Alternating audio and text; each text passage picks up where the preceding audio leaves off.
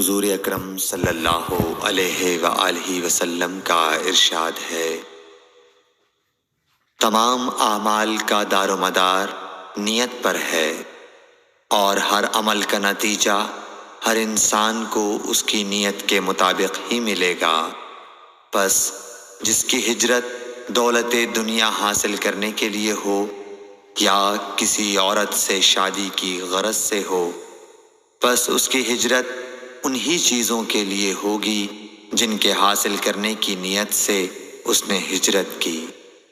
صحیح بخاری حدیث نمبر 1۔ حضور اکرم صلی اللہ علیہ وآلہ وسلم نے فرمایا کہ وحی نازل ہوتے وقت کبھی مجھ کو گھنٹی کی سی آواز محسوس ہوتی ہے، اور وحی کی یہ کیفیت مجھ پر بہت شاق گزرتی ہے۔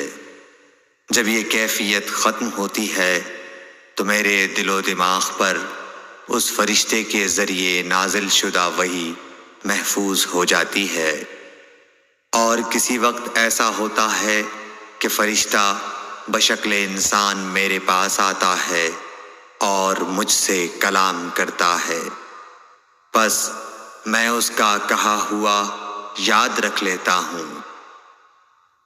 صحیح بخاری حدیث نمبر 2۔ حضرت صلی اللہ علیہ وآلہ وسلم پر وحی کا ابتدائی دور اچھے سچے پاکیزہ خوابوں سے شروع ہوا۔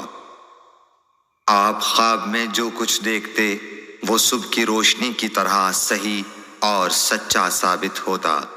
پھر من جانب قدرت آپ تنہائی پسند ہو گئے، اور آپ نے غار حرا میں خلوت نشینی اختیار فرمائی، اور کئی دن اور رات وہاں مسلسل عبادت اور یاد الہی و ذکر میں مشغول رہنے لگے۔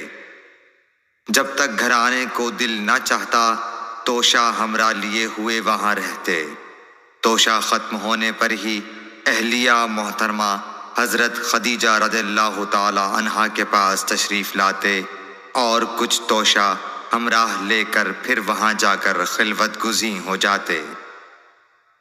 یہی طریقہ جاری رہا یہاں تک کہ آپ پر حق منکشف ہو گیا، اور آپ غار حرا ہی میں قیام پذیر تھے کہ اچانک حضرت جبرائیل علیہ السلام آپ کے پاس حاضر ہوئے اور کہنے لگے کہ اے محمد پڑھو۔ آپ فرماتے ہیں کہ میں نے کہا کہ میں پڑھنا نہیں جانتا۔ آپ صلی اللہ علیہ وسلم فرماتے ہیں کہ فرشتے نے مجھے پکڑ کر اتنے زور سے بھینچا کہ میری طاقت جواب دے گئی۔ پھر مجھے چھوڑ کر کہا پڑھو۔ میں نے پھر وہی جواب دیا کہ میں پڑھا ہوا نہیں ہوں۔ اس فرشتے نے مجھ کو نہایت ہی زور سے بھینچا کہ مجھ کو سخت تکلیف محسوس ہوئی۔ پھر اس نے کہا کہ پڑھ۔ میں نے کہا میں پڑھا ہوا نہیں ہوں۔ فرشتے نے تیسری بار مجھ کو پکڑا اور تیسری مرتبہ پھر مجھ کو بھینچا، پھر مجھے چھوڑ دیا اور کہنے لگا کہ پڑھو اپنے رب کے نام کی مدد سے جس نے پیدا کیا اور انسان کو خون کی پھٹکی سے بنایا۔ پڑھو اور آپ کا رب بہت ہی مہربانیاں کرنے والا ہے۔ بس یہی آیتیں آپ حضرت جبرائیل علیہ السلام سے سن کر اس حال میں غار حرا سے واپس ہوئے کہ آپ کا دل اس انوکھے واقعے سے کانپ رہا تھا۔ آپ حضرت خدیجہ کے ہاں تشریف لائے اور فرمایا کہ مجھے کمبل اوڑھا دو، مجھے کمبل اوڑھا دو۔ لوگوں نے آپ کو کمبل اوڑھا دیا۔ جب آپ کا ڈر جاتا رہا تو آپ نے اپنی زوجہ محترمہ حضرت خدیجہ رضی اللہ تعالی عنہا کو تفصیل کے ساتھ یہ واقعہ سنایا، اور فرمانے لگے کہ مجھ کو اب اپنی جان کا خوف ہو گیا ہے۔ آپ کی اہلیہ محترمہ حضرت خدیجہ رضی اللہ تعالی عنہا نے آپ کی ڈھارس بندھائی اور کہا کہ آپ کا خیال صحیح نہیں ہے۔ اللہ کی قسم آپ کو اللہ کبھی رسوا نہیں کرے گا۔ آپ تو اخلاق فاضلہ کے مالک ہیں، آپ تو کنبہ پرور ہیں، بے کسوں کا بوجھ اپنے سر پر رکھتے ہیں، مفلسوں کے لیے آپ کماتے ہیں، مہمان نوازی میں آپ بے مثال ہیں، اور مشکل وقت میں آپ امر حق کا ساتھ دیتے ہیں۔ ایسے اوصاف حسنہ والا انسان یوں بے وقت ذلت و خواری کی موت نہیں پا سکتا۔ پھر مزید تسلی کے لیے حضرت خدیجہ رضی اللہ تعالی عنہا آپ کو ورقہ بن نوفل کے پاس لے گئیں، جو ان کے چچا زاد بھائی تھے اور زمانہ جاہلیت میں نصرانی مذہب اختیار کر چکے تھے اور عبرانی زبان کے کاتب تھے۔ چنانچہ انجیل کو بھی حسب منشائے خداوندی عبرانی زبان میں لکھا کرتے تھے۔ انجیل سریانی زبان میں نازل ہوئی تھی، پھر اس کا ترجمہ عبرانی زبان میں ہوا۔ ورقہ اسی کو لکھتے تھے۔ وہ بہت بوڑھے ہو گئے تھے، یہاں تک کہ ان کی بینائی بھی رخصت ہو چکی تھی۔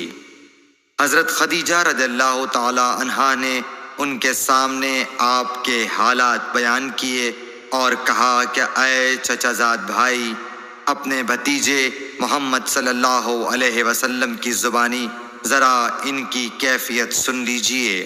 وہ بولے کہ بھتیجے، آپ نے جو کچھ دیکھا ہے اس کی تفصیل سناؤ۔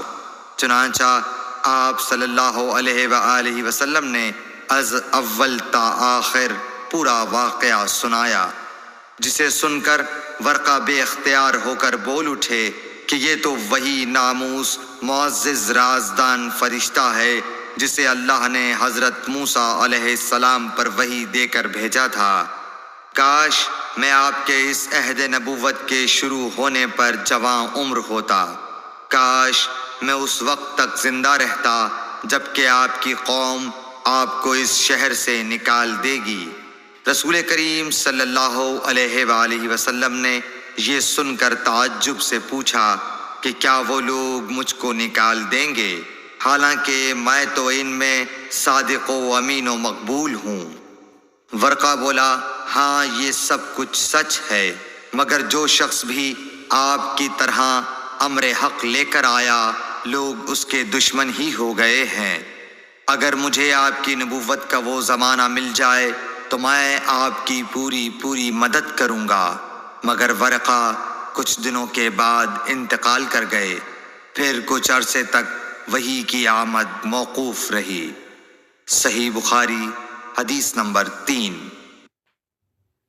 حضور اکرم صلی اللہ علیہ وآلہ وسلم نے وحی کے رک جانے کے زمانے کے حالات بیان فرماتے ہوئے کہا کہ ایک روز میں چلا جا رہا تھا کہ اچانک میں نے آسمان کی طرف ایک آواز سنی اور میں نے اپنا سر آسمان کی طرف اٹھایا۔ کیا دیکھتا ہوں کہ وہی فرشتہ جو میرے پاس غار حرا میں آیا تھا وہ آسمان و زمین کے بیچ میں ایک کرسی پر بیٹھا ہوا ہے۔ میں اس سے ڈر گیا اور گھر آنے پر میں نے پھر کمبل اوڑھنے کی خواہش ظاہر کی۔ اس وقت اللہ پاک کی طرف سے یہ آیات نازل ہوئیں، اے لحاف اوڑھ کر لیٹنے والے، اٹھ کھڑا ہو اور لوگوں کو عذاب الہی سے ڈرا اور اپنے رب کی بڑائی بیان کر اور اپنے کپڑوں کو پاک صاف رکھ اور گندگی سے دور رہ۔ اس کے بعد وہی تیزی کے ساتھ پے در پے آنے لگی۔ صحیح بخاری حدیث نمبر 4۔ رسول اللہ صلی اللہ علیہ وآلہ وسلم نزول قرآن کے وقت بہت سختی محسوس فرمایا کرتے تھے، اور اس کی علامتوں میں سے ایک یہ تھی کہ یاد کرنے کے لیے آپ اپنے ہونٹوں کو ہلاتے تھے۔ ابن عباس رضی اللہ تعالی عنہ نے کہا، میں اپنے ہونٹوں کو ہلاتا ہوں جس طرح آپ ہلاتے تھے۔ سعید کہتے ہیں، میں بھی اپنے ہونٹ ہلاتا ہوں جس طرح ابن عباس رضی اللہ تعالی عنہ کو میں نے ہلاتے دیکھا۔ پھر انہوں نے اپنے ہونٹ ہلائے۔ ابن عباس رضی اللہ تعالی عنہ نے کہا، پھر یہ آیت اتری کہ اے محمد، قرآن کو جلد جلد یاد کرنے کے لیے اپنی زبان نہ ہلاؤ، اس کا جمع کر دینا اور پڑھا دینا ہمارا ذمہ ہے۔ حضرت ابن عباس رضی اللہ تعالی عنہ کہتے ہیں، یعنی قرآن آپ صلی اللہ علیہ وآلہ وسلم کے دل میں جما دینا اور پڑھا دینا ہمارے ذمے ہے، پھر جب ہم پڑھ چکے تو اس پڑھے ہوئے کی اتباع کرو۔ ابن عباس رضی اللہ تعالی عنہ فرماتے ہیں، اس کا مطلب یہ ہے آپ اس کو خاموشی کے ساتھ سنتے رہو، اس کے بعد مطلب سمجھا دینا ہمارے ذمے ہے، پھر یقیناً یہ ہماری ذمہ داری ہے کہ آپ اس کو پڑھو، یعنی اس کو محفوظ کر سکو۔ چنانچہ اس کے بعد جب آپ کے پاس حضرت جبرائیل علیہ السلام وحی لے کر آتے تو آپ توجہ سے سنتے، جب وہ چلے جاتے تو رسول اللہ صلی اللہ علیہ وسلم اس وحی کو اس طرح پڑھتے جس طرح حضرت جبرائیل علیہ السلام نے اسے پڑھا تھا۔ صحیح بخاری حدیث نمبر 5۔ صلی اللہ علیہ وآلہ وسلم سب لوگوں سے زیادہ جواد سخی تھے، اور رمضان میں دوسرے اوقات کے مقابلے میں جب جبرائیل علیہ السلام آپ صلی اللہ علیہ وآلہ وسلم سے ملتے بہت ہی زیادہ جود و کرم فرماتے۔ جبرائیل علیہ السلام رمضان کی ہر رات میں آپ صلی اللہ علیہ وآلہ وسلم سے ملاقات کرتے اور آپ کے ساتھ قرآن کا دورہ کرتے۔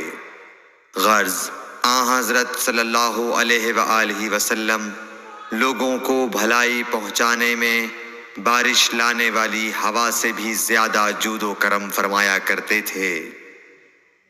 صحیح بخاری حدیث نمبر 6۔